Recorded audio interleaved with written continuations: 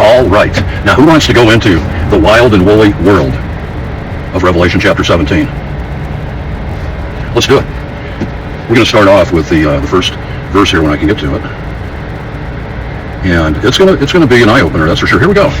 And there came one of the seven angels, which had the seven vials.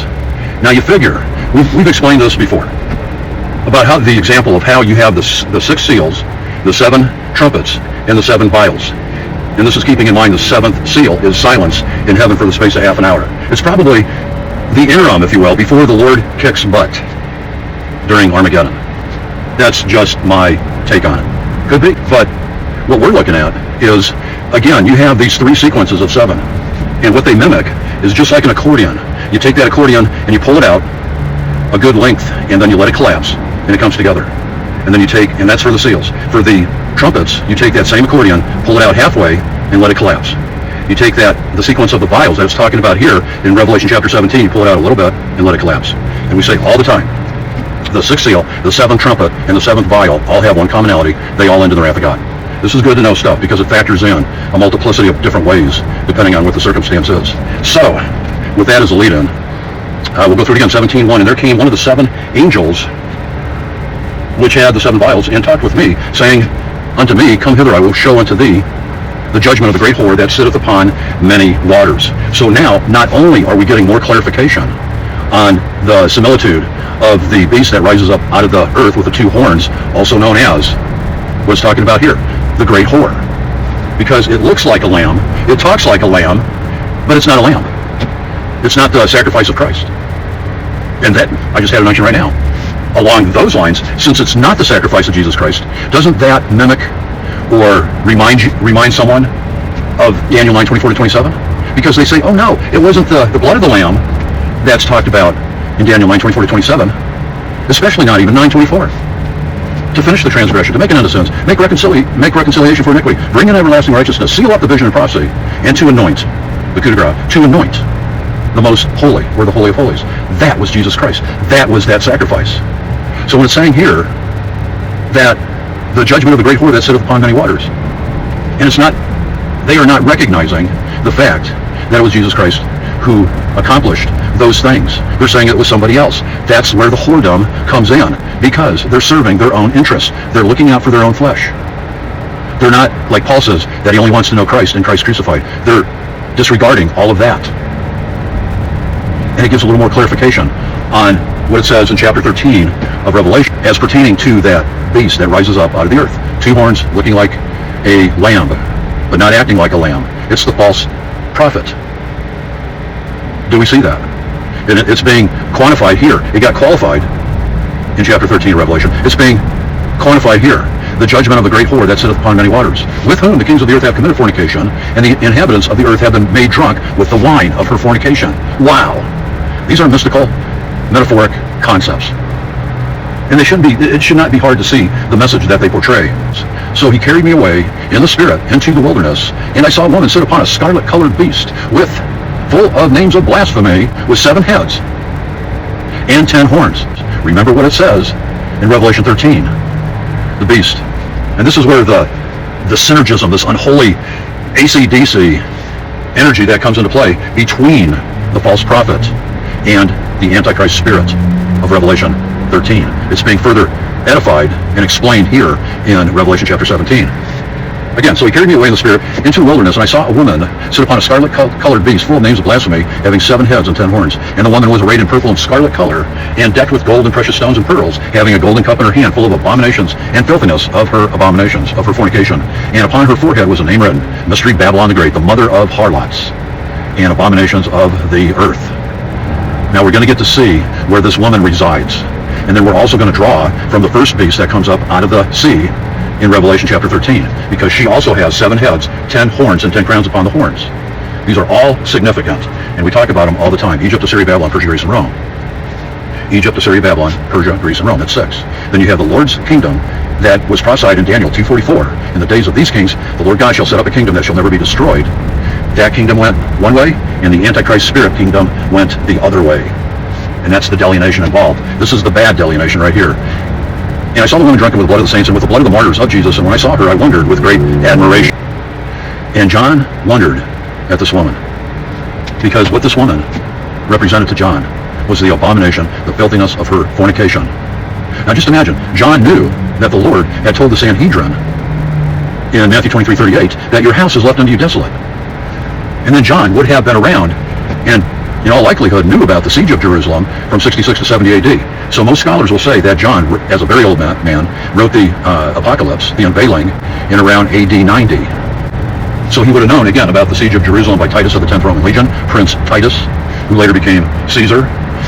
And he would have been keeping those things in perspective. And then, on top of all that, when he sees this abomination of this multifaceted whore, this religious prostitute, he must have been thinking about, how can this be? Because that entity would be committing the same spiritual infidelity that he knew that his own people, from when he was a strict Jew, had already committed. That's why he wondered after the woman. I wondered with great admiration, it says, again, and I saw the woman drunken with the blood of the saints and with the blood of the martyrs of Jesus, and when I saw her, I wondered with great admiration. And the angel said unto me, wherefore didst thou marvel? I will tell thee the mystery of the woman and of the beast that carrieth her, which hath the 7 heads and the 10 horns.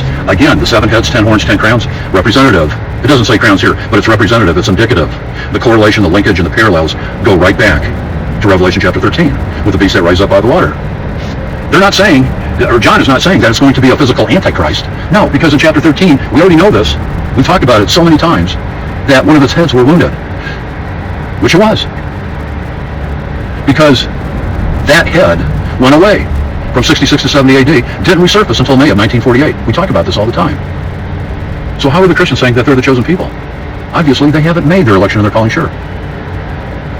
Very simplistically look at, if you go again over to Daniel 9:24 to 27, and you say, you know, I'm believing in the fact that it was Jesus Christ who confirmed that covenant in his own blood after the 62 weeks. Because you already had the 49 weeks, then the 62, and then it was Jesus Christ after the 62 weeks, which would have put him in the last week. We're really condensing this. A lot of people out there should already know. Go back and watch the other videos, please. The math is simple. But you need to know this information, please. Do it. Get smart. So there we are. And it was Jesus Christ who confirmed that covenant. So if you go with the fact of saying, oh yeah, I totally believe that it was Jesus Christ who confirmed that covenant, you know, it's a whole lot better than saying that it's the Antichrist.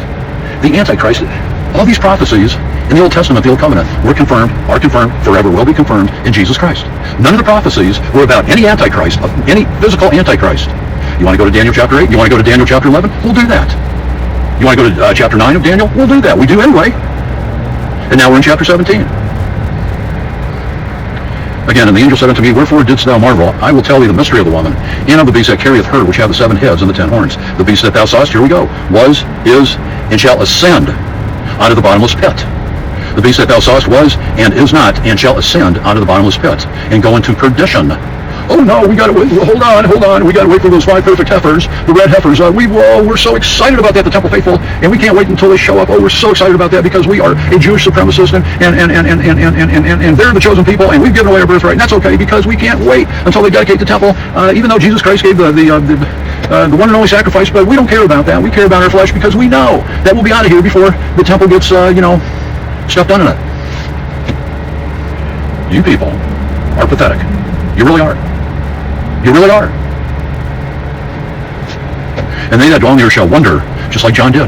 Wonder. And that's what they're doing right now. Who can make war with the beast? Oh, they're conquering people. They're conquering all their enemies. Oh. And then they'll mention, here's what they're going to say. Oh, you don't believe that? Oh, that has to do with Genesis chapter 12, verse 3. The Abrahamic covenant blessing. We know that. Well, all we're going to say about that is you people got the wrong Jews. You really do. You're not even a spiritual Jew. You haven't made that transition. You haven't been born again. That seamless road that came over from the old physicality construct into the new spiritual construct. As spiritual Israel, as born again Israel. You haven't made that quantum adjustment, leap, that quantum belief. You haven't made it yet. Will you ever make it? We hope so. We hope and pray you do. The beast that thou sawest was and is not, and shall ascend out of the bottomless pit and go into perdition, and they that dwell on the earth shall wonder, whose names, this is scary, were not written in the Lamb's book of life from the foundation of the world. Let's read this again. And go into perdition, and they that dwell on the earth shall wonder, whose names were not written in the book of life from the foundation of the world. That is beyond chilling. When they behold the beast that was, and is not, and yet is. This is a warning and an indictment on those people that do not believe it was Jesus Christ who fulfilled Daniel's 9th chapter of the confirmation of the covenant.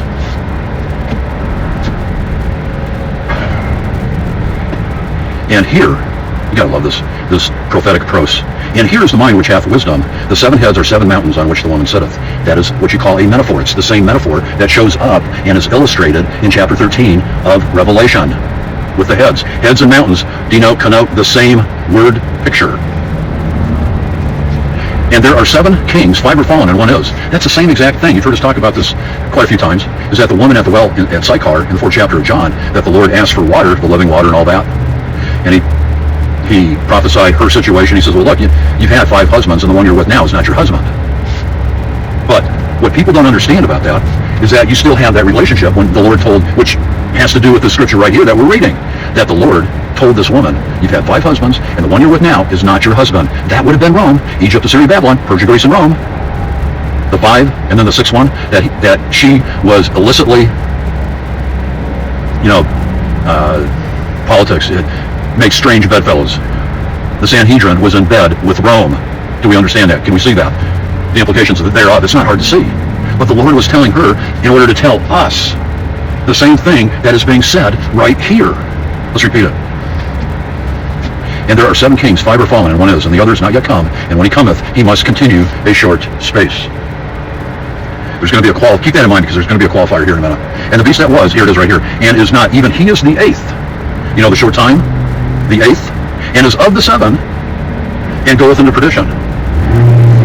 Because this synergism in this melding of the political beast with the spirit of Antichrist, along with her prophet, P-R-O-P-H-E-T, for P-R-O-F-I-T, that rides the whore, that rides the beast that carries her, that was drunken on the blood of the saints and all that, and the martyrs of Jesus that we talked about earlier.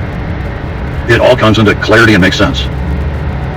That we're talking about things that are so big that these false prophets, these paid hirelings in these 501c3 churches that got their license to do business with the state that created it. Are you starting to see the picture? This is when you, it's just incredible. I'm at a loss for words trying to describe the gravity and the graveness of the situation. And the beast that was and is not, even he was the 8th and is of the 7th, and goeth into perdition. And the 10 horns which thou sawest are 10 kings. This is TBD, to be determined. And the 10 horns which thou sawest are 10 kings, which have received no kingdom as yet, but received power as kings 1 hour with the beast, which is a very short time from a prophetic standpoint. These have one mind and shall give their power and strength unto the beast. The beast. Who is the beast? We talk about the beast incessantly with 6 points, 6 inner triangles, 6 unilateral sides. The name and number of a man, it's all in chapter Revelation 13, down at the end, 16 to 18. The name and the number of a man. We know who that is. And you should too. It's not hard to figure out. These have one mind and shall give their power and strength unto the beast. And it will not bode well for this whore. You'll see why. These shall make war with the Lamb, and the Lamb shall overcome them. Yea. For he is Lord of lords and King of kings. And they that are with him are called and chosen and faithful. Called, chosen, and faithful. That's why we say all the time, get yourself in a position to be supernaturally chosen, blessed, and faithful. And or favored, for that matter. Chosen, blessed, and faithful, and or favored. And you'll never regret it. You never will. You're going to be one out of thousands, but who knows how many will get saved. Because you want to make sure and do everything possible to get your name written in the Lamb's Book of Life. Read chapter 17 of Revelation, which is we're reading out of right now. It'll give you details. And he saith unto me, the water, here we go, more description on this whore. And he saith, this is chilling as well. The waters which thou sawest, where the whore sitteth, are peoples, multitudes, and nations, and tongues. Peoples, multitudes, nations, and tongues. Kind of makes sense. Just as a side note, I was at the supermarket tonight.